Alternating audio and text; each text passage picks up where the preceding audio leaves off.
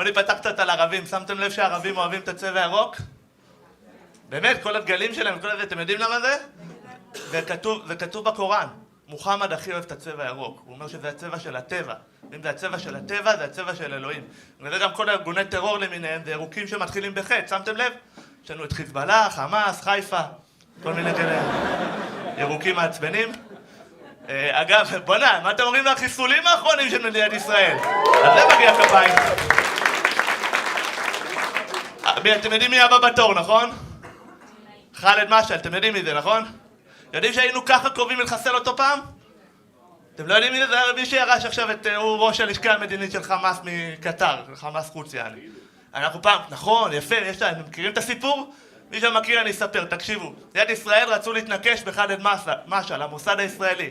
איך הם חשבו לעשות את זה? הם המציאו רעל, שאם אתה מטפטף את הרעל הזה מאחרי העורף לבן אדם, הוא מת אחרי כמה שעות בבית חולים, ואף אחד לא יודע איך. איך הם חשבו לטשטש את זה? כי הם לא רצו שהוא ידע. שהוא יודע?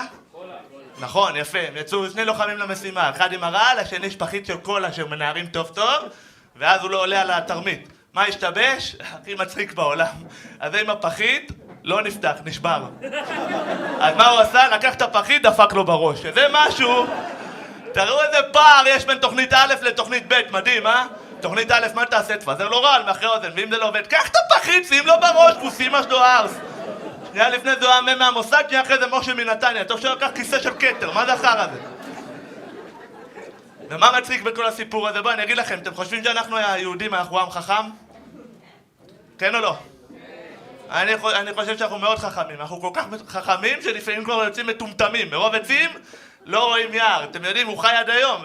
איך הוא חי עד היום? מי נתן את התרופה? אנחנו נתנו את התרופה. אגב, גם מפחוך, התנגשנו במפחוך, בדובאי. מכירים את זה עם הטניס?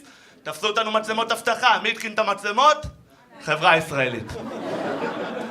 לפעמים אנחנו כל כך חכמים שמטומטמים. תבין, אם היו חושבים על זה עוד טיפה, היו מביאים בקבוק במקום פחית. זה לא משנה. אני אגיד לכם, קודם כל, מה עשינו לחיזבאללה? זיינו אותם בתחת. אתם יודעים איזה... זה כזה מגניב אותי שהאנשים היחידים שנשארו בחיזבאללה זה אנשים שעד לפני 3 שבועות אמרו להם לא מגיע לך ביפר. אתה לא מספיק בכיר, אדוני. בוא תתקדם קצת בשלבים.